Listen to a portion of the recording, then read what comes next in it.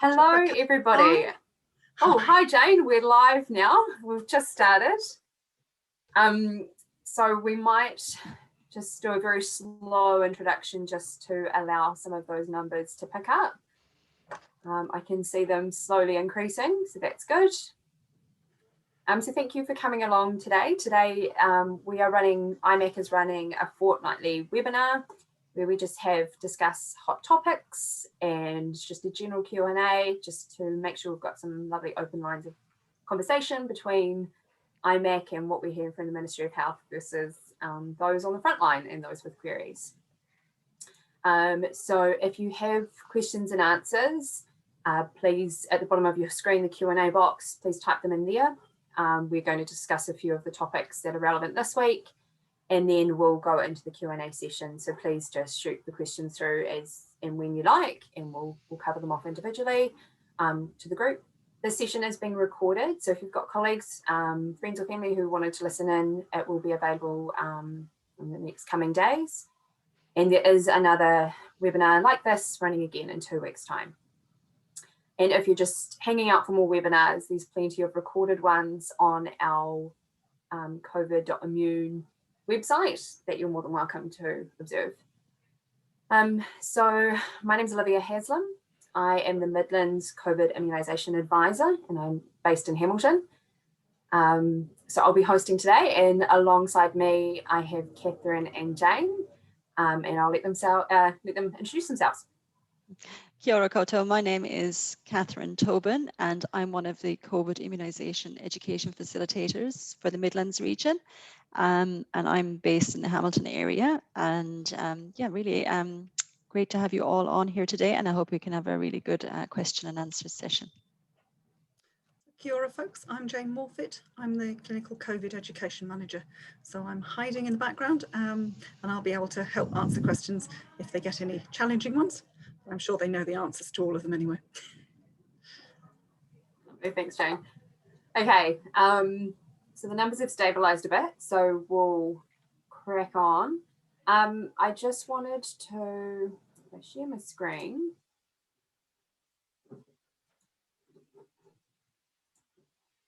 I wanted to take you to our website. If you're a healthcare professional, you're probably well aware of our website. This is where we run our training. So this is our immune.org.nz website. It's been around for a long time, but this is our new COVID-19 education website. So covid.immune.org.nz, but you can get it through our normal website. So if you're a current vaccinator, if you're a healthcare worker looking, or allied workers looking to become vaccinators or be involved in the vaccination rollout, there's information specific to you. And then there's also more patient level, just general frequently asked questions that we continuously update if there's topics that are coming up. So please, it's a great website. Please have a look around. There you've got access to webinars, and I'll just point out here in this website, go to resources, go down to written resources. There's a couple that have been released just this month here that Catherine is going to discuss. And so if you're working in a vaccination site, these documents are really helpful to have printed and handy for your staff. I will just quickly go here. So we have the COVID-19 education courses that are run online are now freely available. You do not need a package code anymore. So if we go to our IMAC website, go to education and log into our learning system. Oh, it's logged me in automatically because I did this before, but you would log in with your work email. That's really important. If you are creating an account with a Gmail or Yahoo, you won't get access to the CIR and you'll just have to repeat the courses basically. So please register with your work email. There is an opportunity if you click on the little profile, you can change from a personal email to a work email. So if you come to our learning management site, you scroll down till you hit the COVID-19 courses. And here, there are 3. So this is for vaccinators. This is for people who have completed provisional or full authorization vaccinator status. They come in here, do about 3 hours of online study. There's no assessment or further peer assessments associated. It's just an education module. So that's for vaccinators. They also cover the CIR in that content. And so that needs to be completed before you get your CIR access. Then for admin staff, observation staff, those who aren't vaccinating but need to get onto the CIR, this is your education course. So you would just go add course, complete the course, and you get generated a certificate. And so that leads me on to how to get access to the CIR. So the CIR is a COVID immunisation register. It records all doses, when and where they were given, batch numbers, and all those sort of things. So to get access, you need to complete that training I just showed you, and it needs to be with your work email. Then overnight, IMAC submits the names of those who have completed training to the DHB, and then automatically you will be sent access to CIR Classroom, which is, I've had some people describe it as a Mickey Mouse sort of simulation. It looks exactly the same as the live version of CIR, but with pretend patients. So you can't do anything wrong in the CIR. So you can practice putting them into reception, practice inputting the vaccination information and discharging them from the vaccination site. So you can have a little play with that. Then once you're on a site that's going live, your site would coordinate either with IMAC or with the DHB to have a list of the vaccinators and the CIR admin staff to go onto the live format. You will get an email, another email, and it has to be activated within 24 hours. That's for live access. And to get into the live CIR, you do need the Salesforce Authenticator app on your phone. All of that comes through, all those information on getting onto the CIR, including details about the Authenticator app, are all included with your login details. But do watch out for those emails, because your password resets do expire after 24 hours after that email has come through. Your site lead will have plenty of information about that, and you can always get in touch with your friendly IMAC team if you're getting stuck. So I will flick back now to Catherine to discuss some of those new documents that have just been released. Great, thank you, Olivia. I'll just share my screen now.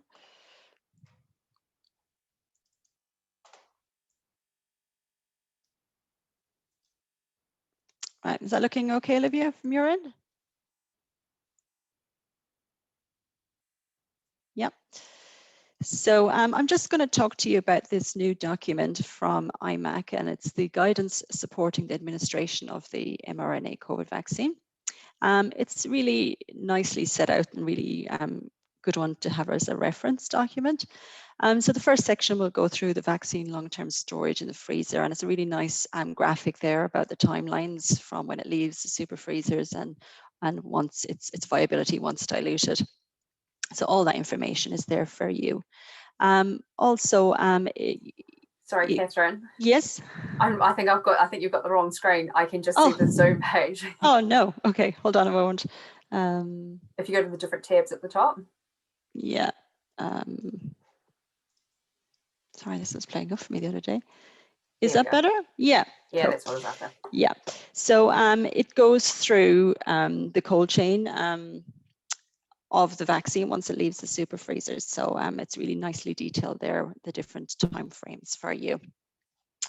Also, there's this little box where you get the details of who your IMAC coordinator is regarding cold chain issues or questions. So please, don't hesitate to contact us, and we can be of assistance for you. Just want to talk to you a little bit as well about the low dead space needles. Obviously, we use these when we're diluting and drawing up the vaccine, and the purpose is that we hope to achieve 7 doses per vial, and the low dead space needles help us achieve this. Some clinics, if you have an idea of whom the community you're going to be vaccinating, we need to take into account that some people's arms are bigger than others, and those 1-inch low dead space needles may need to be substituted to like a longer needle, so the 1.5 inch. And if you do this, we would suggest just maybe drop 1 or 2 from the vial like that, and you can use those on people with bigger arms. The low dead space needles do take a little bit more effort to attach onto the syringe. So, you know, just give it a little extra twist on. We would advise, you know, not preparing batch loads of needles onto syringes in preparation. Just prepare as you go. It's much safer option with regards infection control as well. And another note I just wanted to mention to you is about when you're drawing up and checking, really best practice would be to have two people doing this. So you'll be drawing up your saline, checking the volume of that, and drawing up your divided doses, the 0.3 mils. So really good idea. Please, to best practice, have two people checking both volumes as you go along. And it's just a good process and a good habit to get into, and we would highly recommend that. Yeah, so just another thing to mention about how we actually administer the vaccine, and we all have developed habits over the years, and again, we need to keep going back to what is best practice. So some of us might bunch or hold the arm taut, or some of us don't actually hold the arm at all. So just keep in mind, if a person has a large arm already, we don't want to be bunching because we're creating more subcutaneous layers to get through to reach the deltoid muscle. So there is no need to bunch an arm that's already got plenty of flesh on it. Obviously, in an elderly person who's quite frail, you may need to bunch up that deltoid just so that you're not going to hit bone when you're injecting. And just obviously using your standard low dead space size needle there. Other thing I wanted to mention to you was another document, which I'm just going to bring up here now.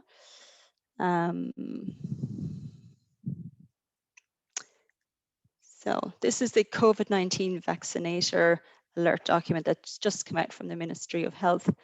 And what it is, it has given us updates on what's happening with CIR. And the good news is that we now have a double safe process, that if a person is coming too early for their vaccine, so if they're coming before the 21 days for their second vaccine, it will alert up.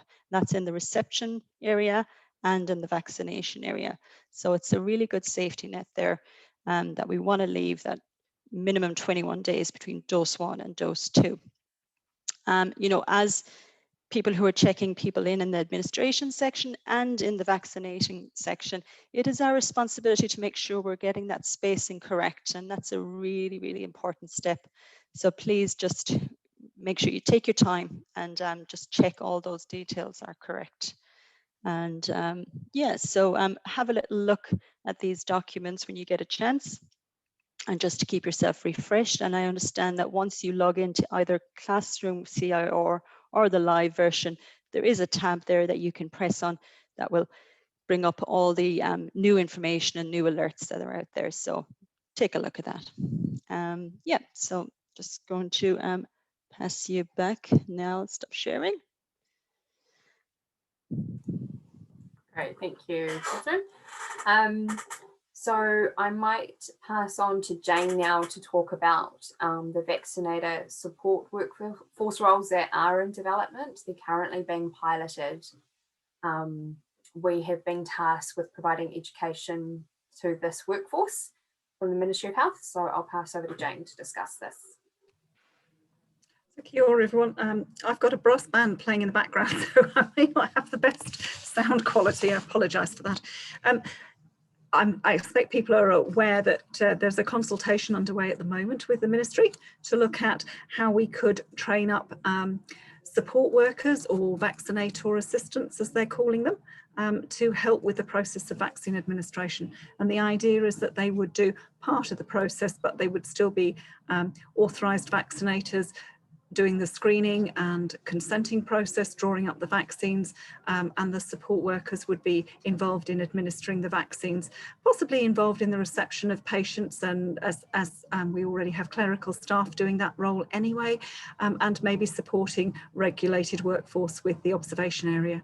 The course is still under development. We're doing a couple of pilots at the moment, testing out the level of knowledge and how people respond to the idea, and making sure we can build in all the appropriate safety requirements and assessment criteria. We're working with NZQA to look at setting formal standards. So it's a case of watch this space. Won't be getting any more information really, I don't think, till the end of the month, and then hopefully we'll have things up and running. So we're working closely with the ministry. Still quite a lot of consultation and details to work out at the moment.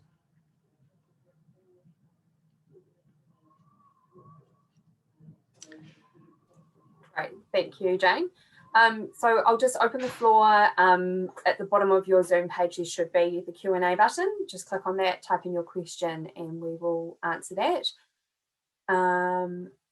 So I just carrying on from Jane, some of the other roles that they're looking into, the immunisation advocate. So people who are maybe on 0800 booking line for the DHB, medical receptionists, just people in the community. It might be interested in that, just having a basic sort of overview of the immunisation and common questions with COVID, just to give people some confidence about the vaccine. Cold chain management role, immunisation conversations, and post-vaccination observation and care. So these are all still in development. They're still being piloted. Legislation still has to be changed to allow this, but it's trying to work out how do we best manage the scale up for our team of 5 million. Olivia, I just wanted to mention also, just to make sure people are aware, that we are now on version 11 of the operating guidelines for DHB and providers. So if you see a documents version 6, 7, 8, 9, 10 floating around, please put those out for recycling. It's version 11 that we need to be operating from now. Yeah, and that's the same for the drawing up document. There was an earlier document. This has been superseded early March, but I have had queries, which document do we use? If in doubt, please go to our website for the drawing up documents, and that does reflect, it should mention the low dead space needles and injecting the 6 different spots around the vial when you're drawing up. So all roads lead back to our website. So we've got no questions flooding in, so we must have just done such a great job presenting that no one's got a single question, but we'll leave it up there for a few more minutes. Oh, here we go. Kim's got a question. Can you please repeat what you said about email addresses and accessing the CIR? When I did the provisional vaccinator course, I was not employed as a vaccinator. Yeah, it's a good question. So when you do the provisional vaccinator course through the IMAC website, you can use any email. We personally don't mind what email you use. So, but what you need to do, if you've qualified as the provisional vaccinator, that gives you the authority to administer influenza and MMR. You still need to go on and do that COVID immunisation vaccinator role course that's on the website that I showed you. And doing that gives you once you've completed that, gives you the authority to administer COVID under your provisional authorisation, and it also covers CIR. So do that course.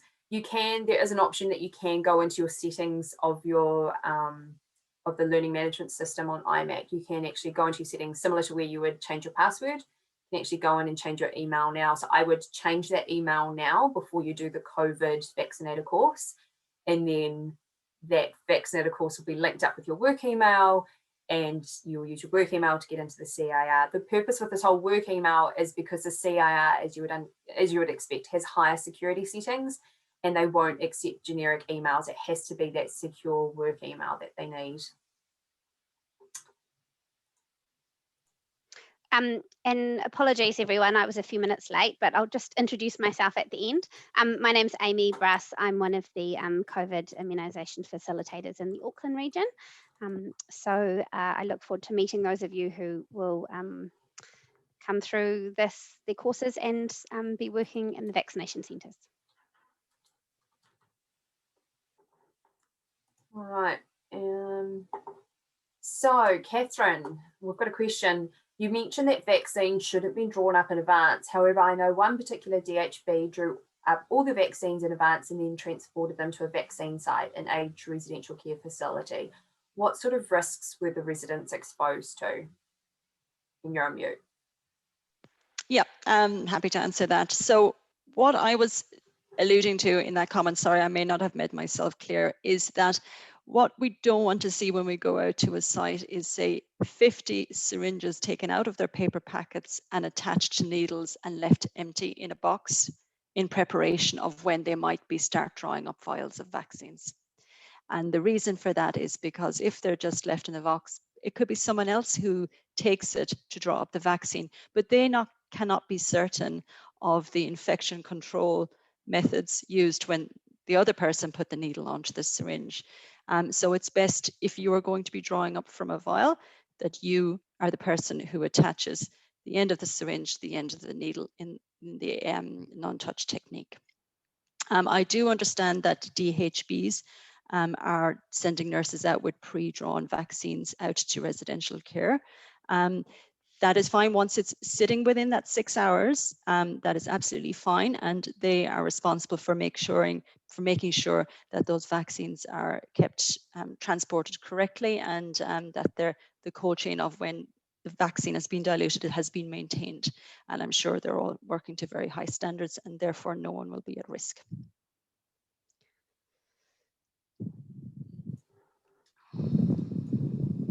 Okay.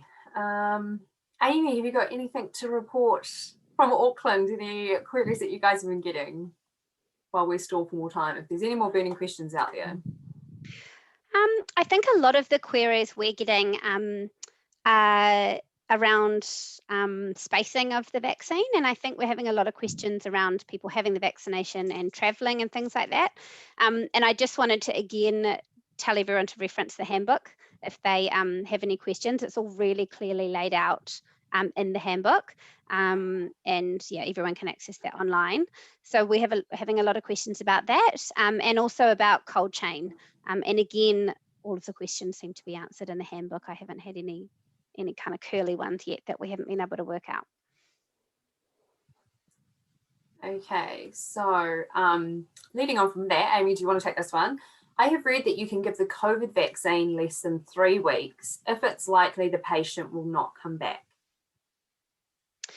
So no, we shouldn't be giving people the COVID vaccine in less than 21 days. That is what we are advised, that they get the best immune response. Also, there is no maximum time at the moment. And so say they don't have another one for 5 months, we don't know yet so at the moment, with all the studies I've done so far, there is no maximum time, so they can have that second one at any point. We still don't know whether a booster will be required in the future, and that's something that we're closely looking at overseas, because we have the benefit of them doing it first, so we can follow their data. But no, we wouldn't give it early. Can I just add in onto that? I've just had a message through from 0800 this morning, and they've had several reports of vaccine being given early. So really, really important. Any vaccinators out there listening in, please make sure you check that there is at least 21 days.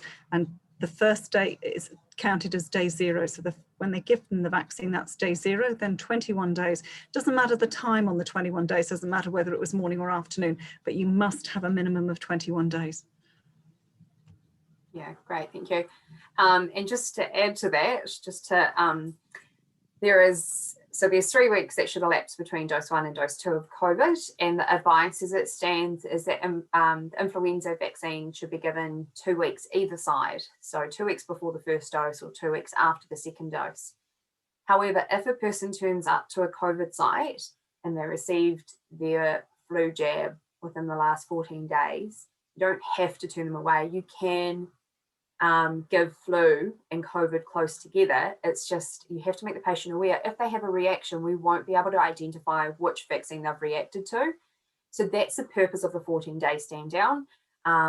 There's not a real clinical reason why it has to be exactly 14 days. And if you've got a person showing up for their first COVID dose and they had their flu vaccine, say 5 days ago, but it was a bit of a mission for them to get in, just by all means vaccinate them, as long as I understand the reaction option. At the end of the day, it is the pandemic vaccine. We don't want to be turning people away. If they're just really eager and they'll definitely turn up again, then yeah, sure, wait for 14 days. But it's that sort of clinical judgment, but we shouldn't really be turning people away just because they had their flu vaccine recently, as long as I understand the risks of that. I think, Catherine, you wanted to answer this question. What happens if you're not employed at present, but have completed the Vaccinator course for access to the CIR? Yes, and that's a great question. Completing the courses does not guarantee you employment. However, once you have completed the education course, if you're going to be a vaccinator, the education course and the CIR section, IMAC and DHB speak to each other and the ministries, so they will have a list of who has completed the education. And it is my understanding that they then go out to recruit the people who have done the training. Is that correct, Olivia, from your understanding? Yeah, so the whole point is that the ministry doesn't want everyone to have access to the CIR if you're not needing it right now. Obviously down the track, you know, we're all going to need it when it's out in GPs and pharmacies and we're going into people's homes and things like that. But right now, where we've got a reasonably small, well, a relatively smaller group of vaccinators, we do just, you do have to be nominated by the DHB to get access to the CIR. And there is, you know, there is reasoning behind that. Got another question. Once a COVID course and a CIR course is done, the process to then get on the CIR system is difficult. How do you get registered in the CIR? So yeah, similar question. Once you've done your courses, once you've done your training, that's fine. Then you go on the master list that you've completed that training. When you are needed to be on a live vaccination site, the DHB will submit all the employees who's going to be working at that site. They'll submit that to the Ministry of Health to say, yes, we need these people named below to have access to the live version. You'll be sent an email. You have 24 hours to activate. So another question, do you need to have a special laptop system to run the CIR as a site? Catherine?